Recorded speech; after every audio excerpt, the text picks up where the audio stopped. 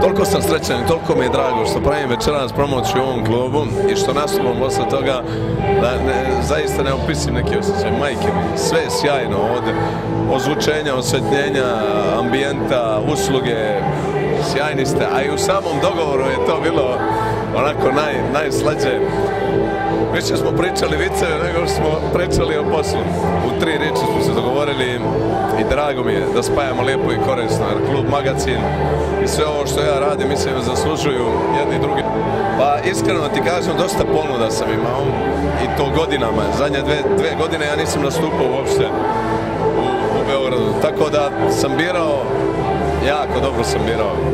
A i dosta zajedničkih prijatelja imamo, i dosta svega onog što spaja jednostavno kvalitet i zaista sam srećan što je to moj konačan izbor Magacin.